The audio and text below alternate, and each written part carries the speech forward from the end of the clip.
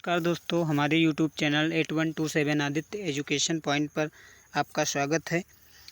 आशा करते हैं आप अच्छे होंगे, मस्त होंगे, व्यस्त होंगे और जो आपका टारगेट है, जो आपके लाइफ का एम्स है, उस टारगेट को पूरा करने में लगे होंगे। दोस्तों, हम आज आपके लिए लेकर आए हैं सीटेट एग्ज़ाम की दृष्टि से बहुत ही महत्वपूर्ण टॉपिक जीन पियाजे।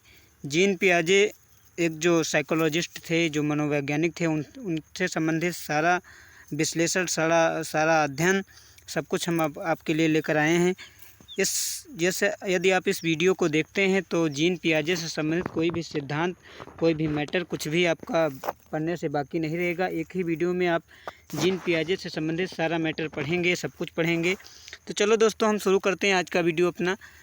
क्या है जीन पियाजे से संबंधित, कौन कौन से सिद्धांत हैं, क्या क्या रहा, कौन कौन सी टर्मिनोलॉजी है इनकी, क्या है, कैसे इन्होंने कौन कौन से सिद्धांत दिए, कैसे क्या है। तो सबसे पहले जीन पियाजे के बारे में हम देखते हैं। इनका जो कार्यकाल या उनका जन्म से लेकर के 1896 से 1980 तक का रहा। दोस्तों, आप स्क्रीन पे देख पा रहे हैं जीन पियाजे से आपका फ़ोटो भी बना हुआ है, इमेज भी उस पर शो के आ गई। चलो दोस्तों, अब शुरू करते हैं अपना आज का क्या है पियाजे के बारे में। पहले थोड़ा सा इंट्रोडक्शन देखते हैं, पियाजे कौन थे, कैसे क्या है। जीन पियाजे स्विट्ज़रलैंड के निवासी एवं पेशे से एक जंतु वैज्ञानिक थे। उन्होंने कहा था, बच्चा एक नन्हा वैज्ञानिक है और वह अपने ज्ञान की रचना स्वयं करता है। इन्होंने क्या कहा था? इन्होंने कहा था बच्चा एक नन्हा वैज्ञानिक है और अपने ज्ञान की रचना स्वयं करता है। इसका सीधा सा अर्थ ये है कि जो बच्चा होता है, आप देखते हैं वो अपने आप ही बहुत सी चीज़ें सीखता है, अपने आप ही अनुकरण करने लगता है। इसीलिए जीन पियाजे साहब ने इसी का अध्ययन किया और बोला कि बच्चा एक नन्हा वैज्ञानिक है और वह अपने ज्ञान की रचना स्वयं करता है। आप देखते होंगे बच्चे अपने आप कुछ ना कुछ सीखने में लगे, ना उनको कोई बताता है, ना कोई उनको समझाता है, फिर भी आप देखते हो कहीं ना कहीं कुछ ना कुछ वो प्रूव कर लेते हैं, कुछ ना कुछ वो बना सकते हैं। तो इसी को देखते हुए उन्होंने कहा था। तो ये क्वेश्चन टेट की दृष्टि से भी बहुत महत्वपूर्ण है। बहुत बार ये पूछा गया है यूपी टेट में कि बच्चा एक नन्हा वैज्ञानिक है, ये किसने कहा था। तो ये जो टर्म है, ये जो वाक्य है, ये जो डिफिनीशंस है, ये जीन पियाजे साहब का है। आप इसे बिल्कुल भली भांति कंठस्थ रखेंगे। उसके बाद जीन पियाजे विकासात्मक मनोविज्ञान एवं शिक्षण के विकासात्मक गतिमान के जनक हैं। तो जीन पियाजे साहब जो हैं वो डेवलपमेंट साइकोलॉजी के फादर हैं या जनक आप कह सकते हैं। इनके 3 प्रमुख सिद्धांत हैं जो निम्न हैं। अब देखेंगे जीन पियाजे साहब ने कौन कौन से 3 प्रमुख सिद्धांत दिए, उस सिद्धांतों के बारे में हम जानेंगे। जो जीन पियाजे साहब के सिद्धांत हैं, पहला जो है वो है जीन पियाजे का भाषा एवं विचार का सिद्धांत। जीन पियाजे का पहला सिद्धांत कौन सा है? दोस्तों, ये सिद्धांत जो हैं यूपी टेट में नहीं है। यूपी टेट में ज़्यादातर जीन पियाजे का संज्ञानात्मक सिद्धांत पूछा जाता है, मगर सीटेट की दृष्टि से तीनों सिद्धांत कुछ भी डिटेल में वो सीटेट में पूछा जा सकता है। इसके लिए हम आपके लिए जीन पियाजे संबंधित सारे सिद्धांत लेकर के आए हैं। तो जीन पियाजे के बारे में जो पहला सिद्धांत है जीन पियाजे ने दिया, वो है भाषा एवं विचार का सिद्धांत। दोस्तों, भाषा एवं विचार का सिद्धांत देखते हैं। पियाजे ने भाषा के 2 प्रकार बताए जो निम्न हैं। नंबर 1, अहम केंद्रित भाषा, जो शैशवावस्था में रहती है, एक तरफा होती है। उसके बाद है सामाजिकृत भाषा, जो शैशवावस्था से आगे रहती है, 2 तरफा होती है। पियाजे ने इस सिद्धांत के अध्ययन है रूसो इंस्टीट्यूट में अध्ययन किया। उसके बाद पियाजे ने विचार को भाषा से पहले रखा है और एक वाक्य बोला है, तुम एक जानवर हो। इस वाक्य में तुम एक जानवर हो एक स्टेटमेंट था उनका। उसके बाद इस वाक्य में ये पता नहीं चल पा रहा है कि हम वास्तविक जानवर की बात कर रहे हैं या किसी निर्दयी व्यक्ति की बात कर रहे हैं, क्योंकि दोनों में वाक्य या भाषा एक ही होगी। जैसे आप अपने आप से स्वयं इसका अध्ययन करेंगे तो आप जैसे कोई एक वर्ड उठाते हैं, जैसे तुम एक जानवर हो, तो इससे 2 चीज़ें निकल के आ रही हैं। एक तो ये आ रहा है कि भाई जानवर की बात हो रही है, तुम एक जानवर हो, और एक ये बात हो रही है कि तुम भाई निर्दयी हो। जैसे कोई निर्दयी होता है तो लोग उसे बोल देते हैं तुम बिल्कुल जानवर हो। तो यही बात पियाजे साहब इस स्टेटमेंट के माध्यम से समझा रहे हैं कि इसमें पता नहीं चल रहा है कि कौन सा मतलब वाक्य भाषा एक ही होगी, अर्थात यहाँ पर भाषा द्वारा नहीं अपितु बोलने के विचार पर निर्भर है, अतः विचार भाषा से पहले है। तो इस स्टेटमेंट के माध्यम से आप अच्छी तरह से समझ सकते हैं कि यहाँ पे क्या है, भाषा से कोई मतलब नहीं, यहाँ से विचार से मतलब है कि आपने क्या कहा। ठीक, अर्थात यहाँ पर भाषा द्वारा नहीं अपितु बोलने के विचार पर निर्भर है, अतः विचार भाषा से पहले है। तो जो पियाजे साहब का सिद्धांत था ये सिद्धांत यही समझा रहा है कि भाषा एवं विचार का सिद्धांत है ये जीन पियाजे का। दोस्तों आगे चलते हैं, आगे जो उनका नेक्स्ट सिद्धांत है वो है जीन पियाजे का नैतिक विकास का सिद्धांत। तो नैतिक विकास के बारे में तो वैसे तो टेट में ज़्यादातर वो पढ़ाए जाते हैं, आपके कोहलबर्ग जी पढ़ाए जाते हैं, मगर फ़िलहाल यहाँ पे नैतिक विकास का सिद्धांत पियाजे साहब ने भी दिया है, तो उनके बारे में भी जानेंगे क्या क्या है उनके नैतिक सिद्धांत में। तो उनके अनुसार 3 अवस्थाएँ हैं। उनके अनुसार ये 2 अवस्थाएँ आपके दी हुई हैं। एक तो है आपकी पूर्व नैतिक अवस्था जो 0 से मतलब जन्म से 5 वर्ष तक रहती है, पूर्व नैतिक अवस्था। इसमें बालक में कोई नैतिकता नहीं होती है। आप देखते होंगे जो 0 से या जन्म से 5 वर्ष का बालक होता है उसमें कोई नैतिक या कोई रूल या कोई रेगुलेशन ऐसा कुछ नहीं उसमें पाया जाता है, तो इसे मॉरललेस बताया गया है। पियाजे साहब ने इस अवस्था को मॉरललेस बताया, नैतिकता इसमें होती ही नहीं है। उसके बाद अगला देखते हैं नैतिक विकास के बारे में। अगला क्या है, यस्यत्र या पराधीन नैतिकता। यह 5 से 9 वर्ष के उम्र के बालक में होती है। इसमें नैतिकता निश्चित होती है, बदली नहीं जा सकती। इसे नैतिक यथार्थवाद भी कहते हैं, जैसे जीव को मारना पाप है। जैसे आप इस उदाहरण के माध्यम से समझ सकते हैं, जैसे जीव को मारना पाप है, तो जीव को मारना पाप है, ये आपकी हुई क्या, ये आपकी नैतिकता ये निश्चित है भाई, निश्चित किया गया कि जीव को मारना पाप है। उसके बाद जो अगला टाइप है नैतिकता का वो है आपका स्वतंत्र नैतिकता। ये 10 वर्ष या उससे अधिक के बालकों में पाई जाती है। इसमें क्या होता है, नैतिकता निश्चित नहीं होती, परिस्थिति अनुसार बदली जा सकती है। जैसे जीव को मारना पाप है, सीखे बालक का सेना में जाकर भर्ती हो जाना। इस उदाहरण से, इस वाक्य से आप इस तरह स्पष्ट समझ सकते हैं, जैसे जीव को मारना पाप है, तो पहले वाला जो दूसरा टाइप था आपका यथार्थ नैतिकता वाला, उसमें तो भाई ये बता दिया कि जीव को मारना पाप है, बच्चे ने ये सीख लिया कि भाई जीव को मारना पाप है, उसने जीव को नहीं मारा। उसके बाद जब वो उसकी उम्र बढ़ी, 10 वर्ष हुआ, तो उसमें क्या हुआ, उसमें ये स्वतंत्र नैतिकता आ गई, क्योंकि कि वो 10 वर्ष के बाद या कैसे भी मान के चलो उसके ऊपर वो जाकर के मिलिट्री में भर्ती हो गया या किसी भी देश की सेना में भर्ती हो गया, तो यदि वहाँ ये रूल आप वो रखता है कि जीव को मारना पाप है, तो कैसे सेना में काम कर पाएगा, कैसे वो सेना में अच्छे से अपना कर्तव्य निर्वहन कर पाएगा, तो नहीं कर पाएगा ना। तो इसीलिए वहाँ पे ये जो नैतिकता है वो बदल जाती है। वहाँ पे जीव को मारना पाप परिस्थिति देखकर यदि दुश्मन अपने या जिस देश का सैनिक होगा उस देश पर चढ़ाई करता है, तो ये वाक्य वो भूल कर कि जीव को मारना पाप है, तुरंत वो सैनिक पर अटैक करता है। तो ये जो टाइप है नैतिकता का, तो यही समझा रहा है कि ये जो नैतिकता है, जिसे हम स्वतंत्र नैतिकता कहते हैं, परिस्थिति के अनुसार बदली जा सकती है, कि जैसी उस समय परिस्थिति होगी उस हिसाब से नैतिकता वहाँ पर अपने आप डेवलप हो जाएगी। तो दोस्तों ये आपका था पियाजे साहब का नैतिकता का सिद्धांत। अगला टाइप जो है, जो कि बहुत ही प्रचलित इनका सिद्धांत रहा पियाजे साहब का, जिसके लिए बहुत ही ज़्यादा हाईलाइट हुए, तो अगला सिद्धांत जो इनका वो है पियाजे का संज्ञानात्मक विकास का सिद्धांत। ये यूपी टेट में बहुत बार क्वेश्चन आता है, ऐसा कोई ईयर नहीं हुआ जिस वर्ष पियाजे के संज्ञानात्मक सिद्धांत से यूपी टेट में 1-2 क्वेश्चन बने ना हो। वहाँ तो सीधे सीधे पूछ लेता कि संज्ञानात्मक विकास का सिद्धांत किसने दिया, 1-2 दे देता और पियाजे साहब को उसी में रख देता, तो आपको वहाँ पे पियाजे साहब लगाना होता है। तो अब इनका देखते हैं अगला, पियाजे का संज्ञानात्मक सिद्धांत क्या है। जीन पियाजे के कुछ प्रमुख शब्द निम्न प्रकार हैं। अब इनकी टर्मिनोलॉजी क्या रही, संज्ञानात्मक विकास से संबंधित इनकी टर्मिनोलॉजी क्या रही, कौन कौन से इन्होंने शब्द दिए, इनके बारे में हम चर्चा करेंगे, इनके बारे में जानेंगे, क्योंकि ये शब्द ही सीटेट के एग्ज़ाम में बहुत बार पूछे जाते हैं। कोई उदाहरण दे देगा फिर बोलेगा बताइए ये क्या है। ठीक, तो चलिए हम शुरू करते हैं। ये टर्मिनोलॉजी, इनके टर्म्स क्या क्या हैं। तो पहला जो टर्म है वो है संक्रिया। संक्रिया जिसे इंग्लिश में हम ऑपरेशंस कहते हैं। संक्रिया क्या है कि किसी वस्तु को तोड़कर या ख़राब कर पहले जैसा करने की कोशिश करना, ये क्या है, संक्रिया है। जैसे मान के चलिए मिट्टी का घड़ा है, आपने तोड़ दिया, उसको फिर क्या करें, आप पहले जैसा करने की कोशिश करें। या कोई भी चीज़ ले लीजिए, कोई खिलौना है, कोई मटेरियल है, कोई कुछ भी है, तो उससे आप पहले जैसा करने की कोशिश करें, तो ये क्या है, आपकी संक्रिया है। उसके बाद नेक्स्ट टर्म क्या है इनका पियाजे साहब, वो है वस्तु स्थायित्व। वस्तु स्थायित्व क्या है, वस्तु भले ही आँखों से दूर हो लेकिन इसका स्थायित्व बना रहता है। जैसे आप मान के चलिए कोई चीज़ जाते हैं, कहीं घूमने टहलने जाते हैं, वो आँखों से देखते हैं, उसके बाद क्या होता है, जब आप घर आते हैं तब तो वो चीज़ आपके आँखों के सामने नहीं होती, मगर फिर भी वो जो आपकी इमेज होती है, जो आपकी वो छवि होती है, वो बिल्कुल हूबहू आपकी आँखों में बिल्कुल बनी रहती है। तो इसे ही हम क्या कहेंगे, इसे ही हम कहेंगे वस्तु स्थायित्व, इसे ही हम कहेंगे वस्तु स्थायित्व। क्योंकि जो आपने देख रखा है, जो आपने समझ रखा है, वो बिल्कुल हूबहू आपकी आँखों में उसी तरह बिल्कुल बनी हुई है, तो इसे ही हम वस्तु स्थायित्व कहेंगे। ये वस्तु स्थायित्व पियाजे साहब ने दिया।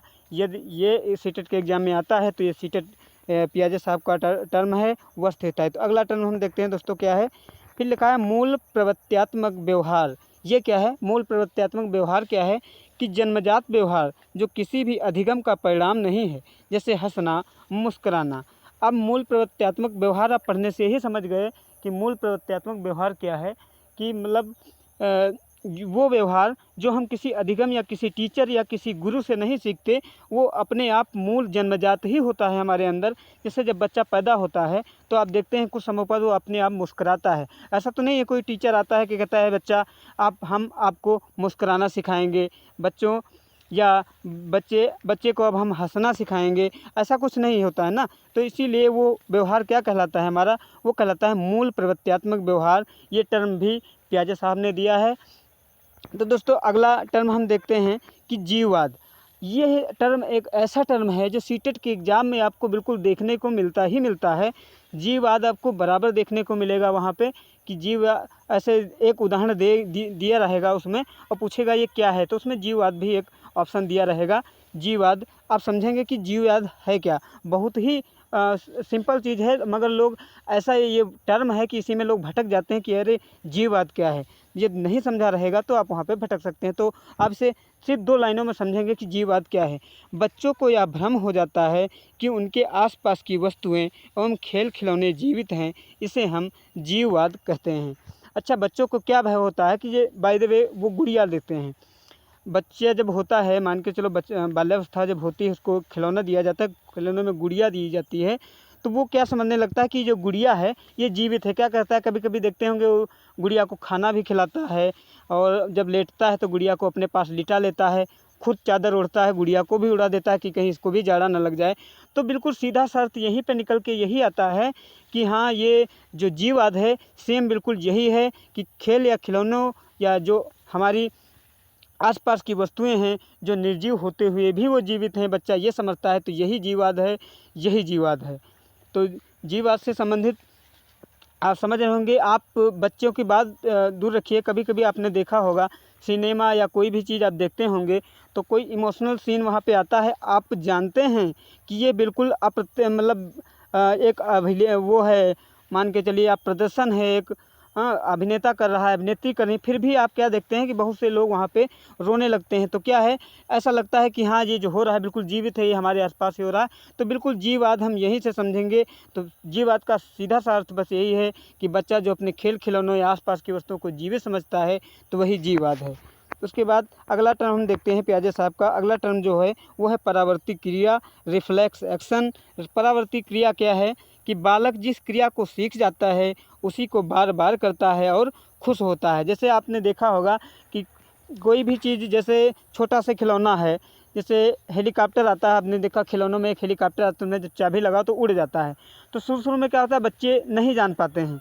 तो आप ये उन्हें समझाएंगे कि बच्चे को समझाएंगे कि ऐसे चाबी लगाओ, ऐसे करो तो उड़ जाता है। तो जब वो बच्चा कर लेता है तो आप देखते हैं वो बहुत खुश होता है। उसके बाद क्या करता है, वो अपने आप बार बार करता है, वो क्रिया अपने आप बार बार करने लगता है। इसी को हम परावर्ती क्रिया कहते हैं, इसी को हम रिफ्लेक्स एक्शन कहते हैं। बालक जिस क्रिया को सीख जाता है उसी को बार बार करता है और खुश होता है, तो ये परावर्ती क्रिया है। तो अगला जीन पियाजे का अगला जो टर्म है, अगला जो वर्ड है, अगला जो शब्द है वो है अविलोम्यता या अनुक्रमणशीलता या अपलटावीपन। ये क्या है, अपलटावीपन क्या है? अपलटावीपन ये है कि बालक जब शुरुआती बिंदु से आगे आ जाता है तो वह शुरुआती बिंदु पर वापस नहीं जा पाता, यही अविलोम्यता है। जैसे बालक जो चीज़ें शुरू में करता है, आप देखते हैं कि समय के साथ वो इतना ज़्यादा सीख जाता है, इतना ज़्यादा ढल जाता है कि वापस पुनः उन्हीं बिंदुओं पर वो वापस नहीं आ पाता। तो यही क्या कहते हैं, यही पलटावीपन है। यदि आ जाता है तो वो क्या है, पलटावीपन है, और ये नहीं आ पाता तो वो है अपलटावीपन। तो ये सभी टर्म आपको वहाँ पे याद रखने होते हैं। उसके बाद अगला टर्म क्या है, अगला टर्म है जीन पियाजे का संरक्षण का अभाव।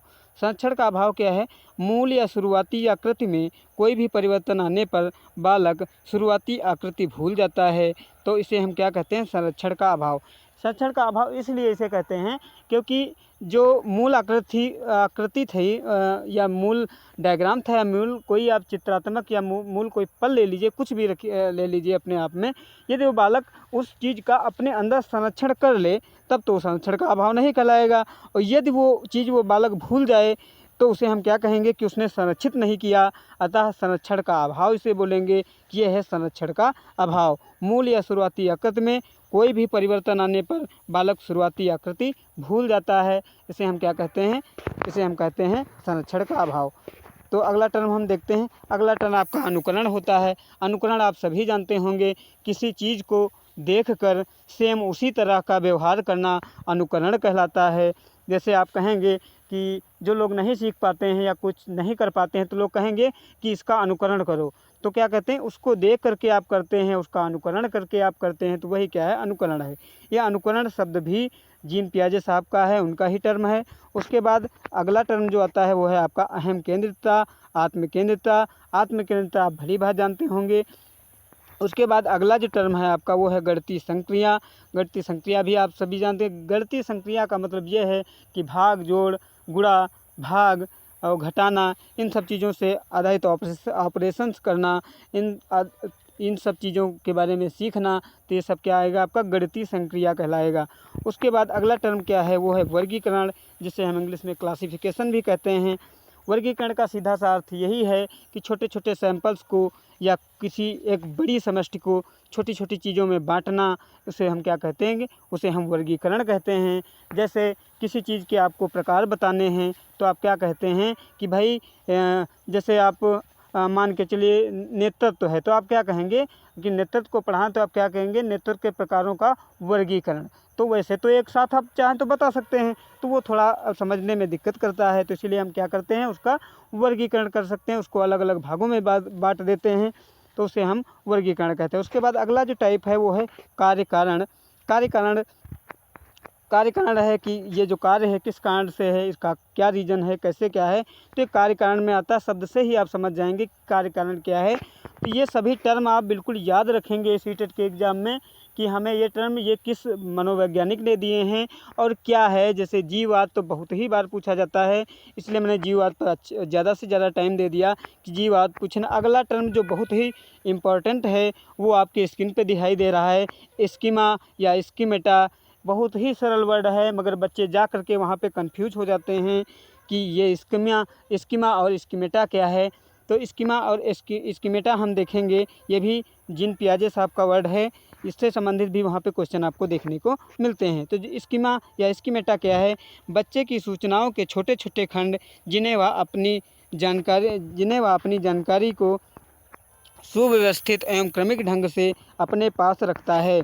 जैसे इसे हम क्या कहते हैं, स्कीमा का अर्थ टीचर से नहीं है, स्कीमा का अर्थ सीधा सा बच्चे से है कि बच्चा जो अपनी जानकारी है, अपने बारे में उसे क्या क्या पसंद है, क्या क्या वो पढ़ेगा, क्या क्या वो चीज़ें उसे अच्छी लगती हैं, इससे संबंधित जो छोटी छोटी जानकारियां हैं वो उन्हें अपने पास सुव्यवस्थित रहता है। जैसे आप देखते हैं कुछ बच्चे अपने पास डायरी रखने लगते हैं, कुछ बच्चे बिल्कुल अपने मन में क्रम में रखे लगते हैं कि भाई हमें ये कर पसंद, ये इतने टाइम, वो उतने टाइम। इस प्रकार का बच्चे का एक हिसाब से आप इस दूसरी भाषा में ये भी समझ सकते हैं कि बच्चे का जो अपना एक निजी टाइम टेबल है, निजी, जिसमें किसी भी टीचर, किसी भी गुरु का कोई हस्तक्षेप नहीं है, अपने आप का, उसे हम क्या कहेंगे, उसे हम स्कीमा कहेंगे।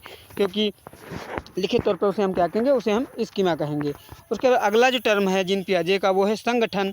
संगठन क्या है, संगठन को इंग्लिश में ऑर्गेनाइजेशन कहते हैं।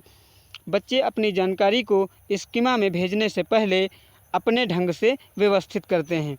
तो जैसे मान के चलिए कोई उसे जैसे क्रिकेट खेलना है, उसके बाद उसको दोस्तों के साथ जाके मान के चलिए कोई गान करना, कोई संगीत कार्यक्रम करना है, या आप कहिए कि उसे घूमने जाना है 10 घंटे के लिए, तो उन सभी चीज़ों को स्कीमा में सेट करने से पहले वह अपने ढंग से ये करता है कि भाई ये हम पहले करेंगे, उसके बाद हम ये करेंगे, उसके बाद हम ये करेंगे। तो वो क्या करेगा, वो उन चीज़ों को ऑर्गेनाइज कर रहा है, उन चीज़ों को संगठित कर रहा है। तो उसे हम क्या कहेंगे, उसे हम संगठन कहेंगे, उसे हम ऑर्गेनाइजेशन कहेंगे। उसके बाद जो अगला वर्ड है वो है सामाजिक संचरण। सामाजिक संचरण क्या है कि बच्चे समाज पर, यहाँ पे मिसप्रिंट हुआ है थोड़ा, यहाँ मर की जगह पे यहाँ पे पर होगा। बच्चे समाज पर अंतरक्रिया द्वारा नहीं बल्कि खुद ही सक्रिय रहकर जानकारियाँ फेर बदल कर सीखते हैं। यहाँ पे ये कहा कि बच्चे समाज पर, माने समाज पर की गई अंतरक्रिया किसी शोध या किसी क्रियाकलाप के माध्यम से नहीं बल्कि खुद ही सक्रिय रहकर जानकारियाँ फेर बदल कर सीखते हैं। उसमें समाज में खुद सक्रिय हो जाते हैं और अपने अनुसार चीज़ों को सेट करते हैं, अपने अनुसार चीज़ों को सीखते हैं। तो उसे हम क्या कहेंगे, उसे हम सामाजिक संचरण कहेंगे, सामाजिक प्रवाह कहेंगे, सामाजिक सामंजस्य कहेंगे। तो उसे हम क्या कहेंगे, फिलहाल ये आपका जो सामाजिक संचरण शब्द है ये आप याद रखेंगे। सामाजिक संचरण किसका है, ये जीन पियाजे साहब का है ये। उसके बाद जो अगला इम्पॉर्टेंट टर्म है अनुकूलन, या इंग्लिश में से क्या कहते हैं, इंग्लिश में से एडाप्टेशन कहेंगे। ये वर्ड भी आपको सीटेट में विकल्प में दिखाई देने को मिलता है। आप सीटेट के जब मॉडल पेपर हल करते होंगे तो देखते होंगे किसी प्रकार का कोई उदाहरण या ऐसे अनुकूलन और स्कीमा और जीववाद ऐसे शब्द आपको बहुत सारे मिलते होंगे। तो दोस्तों आपको ये बिल्कुल अच्छी तरह से याद रखने हैं, ये टर्म बिल्कुल कायदे से इनको कंठस्थ रखना है कि क्या अनुकूलन है, क्या जीववाद है। हाँ दोस्तों, हम क्या करते थे, हम अनुकूलन पे थे। अनुकूलन क्या है कि पुरानी जानकारी में नई जानकारियाँ समाहित करना, ये क्या है आपका अनुकूलन कहलाता है। पुरानी जानकारी का मतलब ये है कि जैसे आप मान के चलिए कुछ सीख रहे हैं, उसमें आपको ये पता है कि भाई भारत के राष्ट्रपति अभी तक के डॉक्टर APJ अब्दुल कलाम थे, ठीक। तो ये आप क्या करते थे, ये आपकी पुरानी जानकारी है कि आपके जो भारत के राष्ट्रपति हैं वो डॉक्टर APJ अब्दुल कलाम थे। उसके बाद आपने क्या किया, समय आया या कुछ फेरबदल हुआ तो वहाँ पे आपकी जिसमें वर्तमान राष्ट्रपति हैं वो क्या हो गई, उनके पास जैसे श्रीमती महामना ये हो गई, आपकी श्रीमती ये द्रौपदी मुर्मू जी हो गई। तो आपने क्या किया कि उनको भूल करके आपने इसको वहाँ पे समाहित कर लिया। आपने अब राष्ट्रपति उनको नहीं, उनको आपने कहा कि वो तो भाई पूर्व राष्ट्रपति हैं, अब जो आपके नए राष्ट्रपति हैं वो कौन हैं, नए राष्ट्रपति आपके हैं द्रौपदी मुर्मू जी हैं। तो आपने क्या किया, ये आपका क्या कहलाया, ये आपका अनुकूलन कहलाया, ये आपका एडाप्टेशन कहलाया। उसके बाद जो अगला टर्म है वो है संतुलन। संतुलन क्या है, साम्य धारण क्या है, ठीक। तो संतुलन क्या है ये आप सीखेंगे। यह वह अवस्था जब बच्चे की जानकारियों में कोई विरोधाभास नहीं है, अर्थात प्रत्येक जानकारी अपने सही जगह पर है। तो ये क्या कहलाया, ये संतुलन कहलाया। बच्चों दोस्तों वर्ड से ही आप समझ गए होंगे संतुलन की, चीज़ों का संतुलन बनाए रखना कि जैसे कोई चीज़ आप सीखे हैं उसमें आपका कोई विरोधाभास नहीं है, कोई आपका डाउट नहीं है, कोई आपका संदेह नहीं है, और जो चीज़ें आपने सीखी हैं वो बिल्कुल सही हैं, सही ढंग से आपने सीखा है, वहाँ पे व्यवस्थित हैं। तो उसे हम क्या कहेंगे, साम्य धारण या संतुलन कहेंगे। उसके बाद अगला जो टर्म है जीन पियाजे का वो है केंद्रीकरण, सेंट्रलाइजेशन। सेंट्रलाइजेशन क्या है, किसी घटना को सिर्फ एक नज़रिए से देखना। जैसे कोई अब मान के चलिए हर आपने कहावत सुनी होगी कि किसी चीज़ को कभी एक नज़रिए से नहीं देखना चाहिए, दोनों नज़रिया से देखना चाहिए। कि यदि आप प्रकाश जब दीपक जलता है तो आपने देखा होगा दीपक के सब कहीं पे तो आप देखते हैं भाई दीपक जल रहा है तो संभव है कि वो होगा, प्रकाश होगा। मगर आपने जहाँ पे दीपक जलता है, जैसे जिस दिए पे दीपक जलता है उसके नीचे आपने क्या देखा होगा, वहाँ पे चिराग तले अंधेरा, हिंदी में कहावत है चिराग तले अंधेरा। तो इसका कहने का मतलब है कि केंद्रीकरण। आप क्या देखते हैं, आपने देखा कि दीपक जल रहा है, उजेला उजला है, मगर आपने वो नहीं देखा कि दीपक के तले उजेले की बजाय क्या है, अंधेरा है। तो आपने यहाँ पे ये इसलिए नहीं देखा क्योंकि आप केंद्रीकरण किए हैं, किसी घटना को सिर्फ एक नज़रिए से आप देख रहे हैं। उसके बाद जो अगला टर्म है दोस्तों, जीन पियाजे के इतने ही टर्म थे। ये सारे टर्म जो मैंने आपको बताए हैं, जीववाद हो, फिर चाहे वो स्कीमा हो या स्कीमेटा हो, चाहे एडाप्टेशन हो या कुछ भी हो, जितने भी वर्ड आपको बताए गए हैं ये सभी आप वर्ड कायदे से कंठस्थ करके सीटेट के एग्ज़ाम में जाएंगे और निश्चित ही आपको ये वर्ड वहाँ पे सारे देखने को मिलेंगे। अगला जो सिद्धांत है वो इस सिद्धांत से पहले आप इनकी टर्मिनोलॉजी समझ रहे थे। अब आप जानेंगे कि सीटेट का जो जीन पियाजे का सिद्धांत है, संज्ञानात्मक सिद्धांत, वो उसकी कितनी अवस्थाएं हैं उसके बारे में पूरा डिटेल आप समझेंगे। तो जो जीन पियाजे साहब का जो संज्ञानात्मक विकास का सिद्धांत है, उसकी अवस्थाएं आप देख रहे हैं कि जो पहली अवस्था है वो है संवेद पेशी इंद्रिय जनित अवस्था, जो 0 से 2 वर्ष, 0 का मतलब सीधा सा यही है जन्म, जब 1 वर्ष नहीं होता है उसके पहले 0 होता है 1 के पहले, तो वही जन्म से 2 वर्ष तक का कौन सी अवस्था कहलाती है, इनके अनुसार इनकी अवस्था कहलाती है संवेद पेशी अवस्था। उसके बाद दूसरा पूर्व या प्राक संक्रियात्मक अवस्था, जो 2 से 7 वर्ष तक रहती है। उसके बाद अगली अवस्था जो है तीसरी, वो है मूर्त या ठोस संक्रियात्मक अवस्था। और लास्ट जो आपकी अवस्था है ये औपचारिक संक्रियात्मक अवस्था। औपचारिक संक्रियात्मक अवस्था जो है वो आप जानते होंगे, ये बिल्कुल आदमी की लास्ट स्टेज की होती है, जहाँ पे व्यक्ति अमूर्त चिंतन करने लगता है, बिना चीज़ों के हुए ही उनकी कल्पना करने लगता है। दोस्तों चलो हम जानते हैं कि संवेद पेशी अवस्था में क्या क्या होता है और कितने से कितने वर्ष तक रहती है। तो संवेद पेशी अवस्था 0 से 2 वर्ष रहती है। इसमें क्या होता है, बच्चे के पास वस्तु स्थायित्व आने लगता है। मैंने अभी टर्म जब मैं आपको पढ़ा रहा था तो मैंने आपको वस्तु स्थायित्व भी बताया था कि किसी चीज़ को आप कहीं देखते हैं, उस चीज़ की इमेज आपकी आँखों में बन जाती है, वस्तु का स्थायित्व हो जाता है, तो उसे क्या कहते हैं, वस्तु स्थायित्व कहते हैं। तो वस्तु स्थायित्व भी आपने अभी जाना, तो संवेद पेशी में वस्तु स्थायित्व आ जाती है। उसके बाद परावर्ती क्रिया भी मैंने आपको बताई थी अभी। उसके बाद मानसिक निरूपण, उसके बाद अनुकरण भी मैंने बताया था कि किसी चीज़ को देख करके सेम वैसा ही करना क्या अनुकरण है। उसके बाद है मूल प्रवृत्त्यात्मक व्यवहार। ये भी मूल प्रवृत्ति व्यवहार में मैंने आपको बताया था, जैसे बालक जब जन्म लेता है तो हंसता और मुस्कुराता है। जो ये हंसना मुस्कुराना होता है, ना कोई गुरु सिखाता है, ना कोई टीचर उसके लिए कोई विशिष्ट कोर्स करता है। तो ये क्या आता है, ये सभी चीज़ें आपकी जो अब मैंने आपको अभी टर्म बताया, ये सबके इसमें आते हैं, संवेद पेशी अवस्था में आते हैं। उसके बाद अगली जो अवस्था है वो है पूर्व संक्रियात्मक अवस्था, जो 2 से 7 वर्ष तक रहती है। उसमें कौन कौन से टर्म रहेंगे, अविलोमिता, संरक्षण का अभाव, केंद्रीकरण, जीववाद। तो जीववाद जो टर्म है वो किस अवस्था में आता है, ऐसे भी आपसे पूछ सकता है कि जीववाद जो है पियाजे के किस सिद्धांत में आता है। तो अविलोमिता, उसके बाद जीववाद आपका जो आता है वो पूर्व संक्रियात्मक अवस्था में आता है। 2 से 7 वर्ष तक ये अवस्था पाई जाती है। तो जीववाद 2 से 7 वर्ष के बालक में पाया जाता है। अगला जो आपका टाइप है, अगला टाइप इसका भी 2 पॉइंट रह गए हैं। पहला जो है संकेत समझना, दूसरा है चिन्ह समझना। संकेत समझना और चिन्ह समझना, जो ये अवस्था होती है 2 से 7 वर्ष की अवस्था होती है, इसमें बालक संकेत को समझने लगता है, बालक चिन्हों को समझने लगता है। तो ये अवस्था कितने से कितने वर्ष तक रहती है, ये अवस्था 2 से 7 वर्ष तक रहती है। उसके बाद अगला टाइप है मूल संक्रियात्मक अवस्था, जो 7 से 11 वर्ष तक के बालक में पाई जाती है। इस मूर्त संक्रियात्मक अवस्था में ये होता है कि बालक चीज़ों को देख करके सीखता है। जैसे बच्चे को पढ़ा सिखाना है तो बच्चे के लिए या गिनती सिखाना है, तो आपने देखा होगा कि प्लास्टिक के अंक बनाए जाते हैं। प्लास्टिक के अंकों को देख करके बालक सीख जाता है, तो उसे क्या कहते हैं, मूर्त संक्रियात्मक अवस्था कहते हैं। जब चीज़ों को मूर्त रूप में देख करके बालक सीखता है तो उसे हम मूर्त संक्रियात्मक अवस्था कहते हैं। उसके बाद इसका जो अगला टर्म आएगा वह है इसके मूर्त संक्रियात्मक में कौन कौन से टर्म रहेंगे, वो रहेगा आपका विलोमिता, उसके बाद रहेगा विकेंद्रीकरण। उसके बाद विकेंद्रीकरण का सीधा सा अर्थ यही है, मैंने आपको भी बताया था। केंद्रीकरण में क्या करते हैं, आप चीज़ों को एक तरफ से देखते हैं, तो विकेंद्रीकरण में आप चीज़ों को दोनों तरफ से देखते हैं, दोनों तरफ का अध्ययन करते हैं। उसके बाद जो अगला टर्म आपका रहेगा वो है संरक्षण। उसके बाद अगला जो है आपका श्रृंखला, वर्गीकरण, तार्किक चिंतन। उसके बाद आपका है गणितीय ज्ञान।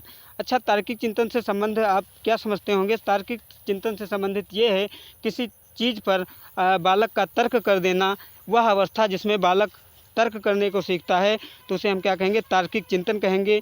और तार्किक चिंतन होगा तो स्वाभाविक है कि गणितीय ज्ञान, क्योंकि गणित तार्किक से ही बनी है, तो उसमें गणितीय ज्ञान भी समाहित हो जाएगा। उसके बाद अगला जो टाइप आता है आपका पियाजे साहब का संज्ञानात्मक सिद्धांत का, वो है अमूर्त संक्रियात्मक अवस्था, या हम इसे अमूर्त चिंतन भी कह सकते हैं। अमूर्त चिंतन ये आपका कब डेवलप होता है बालक में, ये डेवलप होता है 11 से 15 वर्ष में। 11 से 15 वर्ष में बालक अमूर्त चिंतन करके सीखने लगता है। अमूर्त चिंतन में क्या क्या आता है? अमूर्त, हाँ, तो इसमें अमूर्त संक्रियात्मक अवस्था में पहला तो आपका अमूर्त चिंतन ही। अमूर्त चिंतन का सीधा सा अर्थ हम इस तरह से लगाते हैं कि अमूर्त चिंतन में बालक वस्तुओं को ना देख करके ही उसके बारे में तर्क करता है। जैसे दो का, जैसे गिनती आपको सिखानी है, गिनती पढ़ानी है, तो गिनती का वो मतलब ऐसा नहीं कि चित्र देखेगा तब वो जानेगा। अमूर्त माने बिना चीज़ों को देखे सीखता है, बिना चीज़ों को किए सीखता है।